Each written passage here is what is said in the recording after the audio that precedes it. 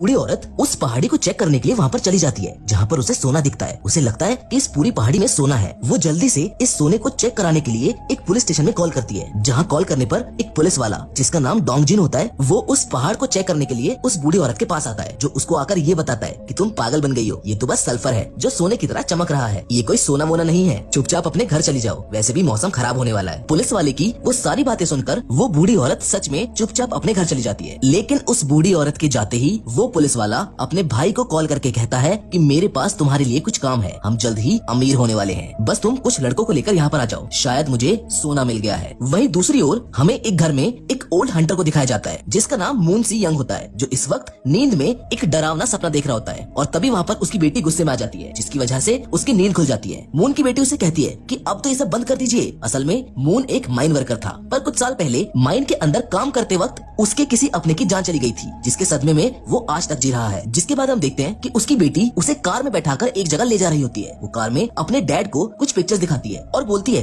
कि पिछले साल आप यांग सून के स्कूल में क्यों गए थे, जबकि आपको पता है ना कि आप उसके असली ग्रैंडफादर भी नहीं है। जिस पर मून कहता है कि इस बच्ची का इस दुनिया में इसकी दादी के अलावा कोई नहीं है, इसलिए मैं वहाँ पर चला गया था। जहाँ आगे चल के ये दोनों एक स्टोर पर रुककर कुछ खरीदने लगते हैं और वहीं पर मून अपनी बेटी को एक सूप देता है जिसे उसने एक सुअर को हंट करके बनाया था, पर वो उसे नहीं लेती है और ये कहती है कि डैड प्लीज आप अपना ख्याल रखा कीजिए, और इतना कहकर वो वहाँ से चली जाती है। जिसके बाद अगले सीन में एक लड़की को दिखाया जाता है जिसका नाम यांग सून होता है। ये बड़ी लड़की है जिसके बारे में मून बात कर रहा था। वो कुछ लड़कों से लड़ रही है। असल में यांग सून के दिमाग में कुछ कमी है, जिसकी वजह से वो बड़ी होकर भी बच्चों वाली हरकतें करती है, जिसे देखकर मून उसे बचाने आ जाता है, पर वो अकेले ही लड़कों को धूल चटा देती है। यांग सून मून को अपना ग्रैंडफादर मानती है, जहाँ मून उससे उसकी दादी के बारे में पूछता है। असल में ये उसी बूढ़ी औरत की पोती है जिसे जंगल में वो सोने का पहाड़ मिला था। मून उसे वो सूप देकर जंगल की ओर चला जाता है, लेकिन जंगल में जाते वक्त रास्ते में उसे बहुत सारे लोग कुछ मशीनों के साथ दिखाई देते हैं। ये वही लोग हैं जो सोना ढूंढने के लिए आए हुए हैं। जिधर डोंगजुन अपने एक आदमी से उस पहाड़ की जांच करवाता है, जो बहुत तेज चिल्लाकर बोलता है कि हम सब अब अमीर होने वाले हैं, ये तो पूरे सोने का है। तभी वहाँ पर वो बूढ़ी औरत आ जाती है और कहती है कि तुमने मुझसे झूठ बोला कि यहाँ पर सोना नहीं है। डोंगजुन उसे देखकर परेशान हो जाता है और बूढ़ी औरत से बोलता है, हाँ यहाँ पर सोना ही है, पर वो तुम्हारा नहीं है। अगर तुमने इसे पहले ढूंढा है तो इसका मतलब ये नहीं है कि ये सोना तुम्हारा हो गया। लेकिन वो बूढ़ी औरत उनको बोलती है कि जिस जमीन पर तुम खड़े हुए हो ना, वो सारी जमीन मेरे मरे हुए बेटे की है, जिसकी मालकिन मैं ही हूँ, और अब मैं शहर जाकर कुछ लोगों को लाती हूँ जो तुमको यहाँ से भगा सके। ये सुनकर वो सभी उसे रोकने लगते हैं, लेकिन गलती से वो बूढ़ी औरत उनसे पहाड़ी से नीचे गिर जाती है, जिसको देखने के लिए वो सब नीचे जाते हैं। लेकिन वो बूढ़ी औरत जख्मी होकर बेहोश हो जाती है, जिससे उन सभी को लगता है कि शायद वो मर गई है। लेकिन तभी अचानक से वो उठ जाती है, पर वहाँ कोई भी उसके लिए एम्बुलेंस नहीं बुलाता है, बल्कि डोंगजुन उसे गला दबाकर मारने लगता है। ये सब उस जंगल में मौजूद मून देख लेता है, जो वहाँ पर शिकार करने के लिए आया था। वो उन पर गोली चलाने ही वाला होता है, लेकिन तभी उस बूढ़ी औरत की ग्रैंड डॉटर उसे ढूंढते हुए वहाँ पर आ जाती है और अपनी दादी को आवाज मारने लगती है। पर मून यांग सून को देख लेता है। वो जल्दी से उसके पास जाकर उसको शांत करने की कोशिश करता है, क्योंकि मून जानता था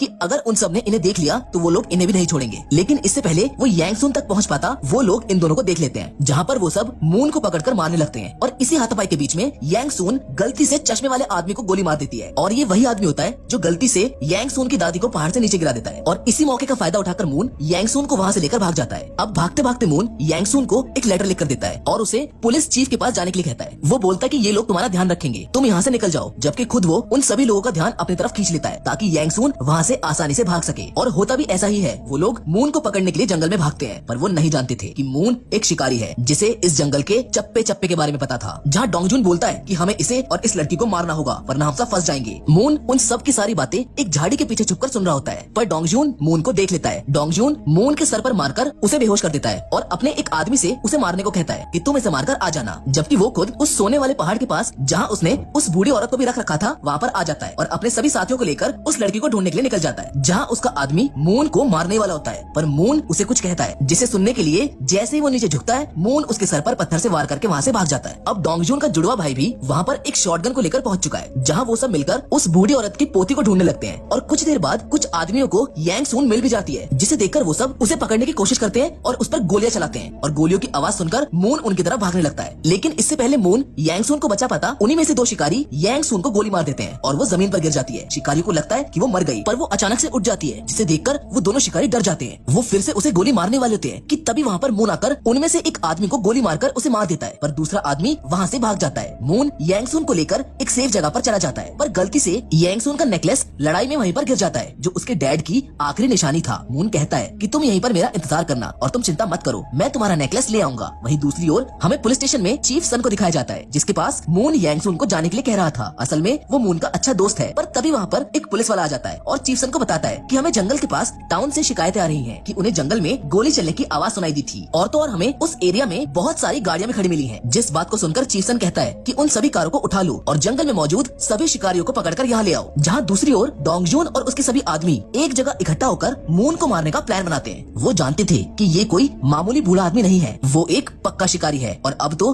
उसके पास इनकी बंदूकें और गोलियां भी हैं जो उसने इनके सारे आदमियों को मारकर उनसे चुरा ली थी। वो ये सब बातें कर ही रहे होते हैं कि वहाँ पर मून आ जाता है और उनसे यांगसुन का नेकलेस देकर वहाँ से जाने के लिए कहता है, पर डोंगजून उस पर गोली चला देता है, जहाँ मून से भी धोखे से गोली चल जाती है जो डोंगजून के कान को छूते हुए निकलती है और वो दोनों एक दूसरे पर गोली चलाने लगते हैं। मून एक नदी के पास छुपकर उन पर गोलियां बरसाने लगता है, लेकिन उसको भी एक गोली लग जाती है। तभी दो बंदे धीरे धीरे नदी को पार करके मून की ओर आने की कोशिश करते हैं, पर वो उनमें से एक के पैर में गोली मार देता है, जबकि दूसरा बंदा पानी में फिसलकर पत्थर से टकराकर मारा जाता है। और इन सभी चीजों का फायदा उठाकर मून वहाँ से बचकर भाग जाता है। डोंगजून उस आदमी को वहीं पर छोड़ने के लिए कहता है जिसके पैर में गोली लगी होती है, और वो समझ जाता है कि ये सब मुझे अब सोने का कोई हिस्सा नहीं देंगे। जहाँ वो उनसे कहता है कि अगर तुम मुझे कुछ नहीं दोगे तो मैं तुम सबके हाथ भी कुछ नहीं लगने दूंगा, जिसे सुनकर डोंगजून को गुस्सा आ जाता है और वो उसको गोली मार देता है। अब उधर मून वापस उसी जगह पर आ जाता है जहाँ उसने यांगसुन को रोकने के लिए कहा था, पर वो वहाँ पर नहीं होती है, लेकिन वो उसे ढूंढ लेता है। और तभी हमें 11 नवंबर सन 2000 का एक सीन दिखाया जाता है जहाँ मून एक हॉस्पिटल में एडमिट होता है और चीफ सन उससे मिलने आता है। मून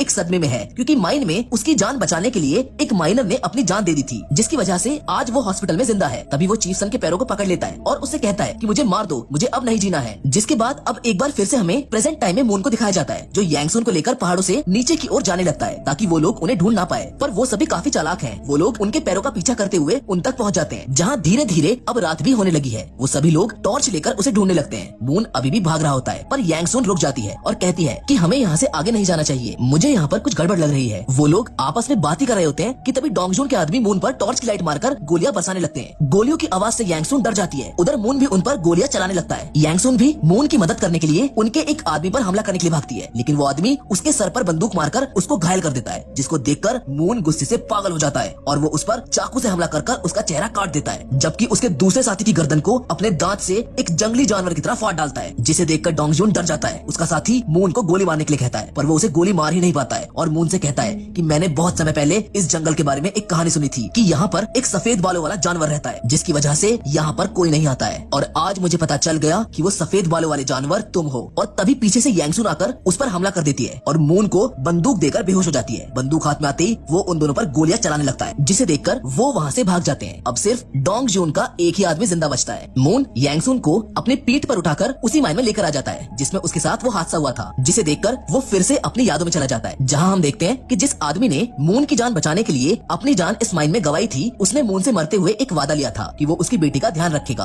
असल में यांगसुन कोई और नहीं, उसी आदमी की बेटी है जिसने मून के लिए अपनी जान दे दी थी। इसीलिए मून यांगसुन को अपनी पोती मानता है। अब पुलिस चीफ सन भी अपने कुछ आदमियों के साथ जंगल में पहुंच चुके हैं, जहाँ उन्हें जंगल में कई सारी डेड बॉडीज और सोने का पहाड़ दिखता है, जिसे देखकर चीफ सन समझ जाता है कि यहाँ कुछ तो गड़बड़ है। उधर मून भी यांगसुन को वहीं छोड़कर उन दोनों को मारने के लिए निकल पड़ता है, लेकिन इस बार उन दोनों ने मून के लिए पहले ही एक जाल बिछा कर रखा है जिसमें वो लोग मून को फंसा लेते हैं। वो लोग मून को पकड़कर मारने लगते हैं और वो उसे पूरी तरह जख्मी कर गोली मार देते हैं, जिसकी वजह से मून एक पहाड़ी से नदी में गिर जाता है, जहाँ उन दोनों को लगता है कि ये तो अब गया। इसीलिए सुबह होने पर वो लोग निश्चिंत उस नदी से पानी पी रहे होते हैं, लेकिन तभी मून डोंगजून के आखिरी आदमी को भी गोली मार देता है, जिसको देखकर डोंगजून उससे बचने के लिए नदी में कूद जाता है, लेकिन इस बार उसे मून से कोई नहीं बचा सकता था और आखिरकार मून डोंगजून को मार डालता है। पर मून भी बहुत जख्मी हो चुका था और वो उसी जख्मी हालत में यांगसुन के पास जाने लगता है, पर अचानक से डोंगजून का जुड़वा भाई आकर उस पर बंदूक से वार कर देता है, जो अभी भी जिंदा था, जिसकी वजह से मून जमीन पर अधमरी हालत में गिर जाता है। पर तभी वहाँ पर यांगसुन भी उसे देख लेती है। डोंगजून का जुड़वा भाई उस पर गोली चलाने वाला होता है, पर मून उसके पैर में चाकू घुसा देता है, जिससे पागल होकर वो मून के सीने में गोली दाग देता है। मून मारा जाता है, जिसे देखकर यांगसुन बहुत तेज चिल्लाती है और इस बार डोंगजून का जुड़वा भाई उसको गोली मारने वाला होता है, लेकिन तभी पीछे से चीफ सन और उनके आदमी उस पर गोली चलाकर उसको मार देते हैं। मून ने यांगसुन के पिता से जो वादा किया था वो उसने आखिरी दम तक निभाया। मून ने उस वादे के लिए अपनी जान दे दी और अब मून की बेटी को भी उसके बारे में पता चल चुका था, जो अपने डैड की लाश को देखकर बहुत रोती है। जिसके बाद चीफ सन मून का लिखा हुआ लेटर पढ़ते हैं जो उसने यांगसुन को दिया था, जिसमें ये लिखा हुआ था कि यांगसुन मेरी ही पोती है और मेरे जाने के बाद चीफ तुम उसका पूरा ध्यान रखना, इसकी रक्षा करना। जिसे देखकर चीफ सन इमोशनल हो जाता है। चीफ सन समझ जाता है कि यांगसुन को बचाने के लिए ही मून ने अपनी जान दी है, जिसे सही सलामत देखकर वो राहत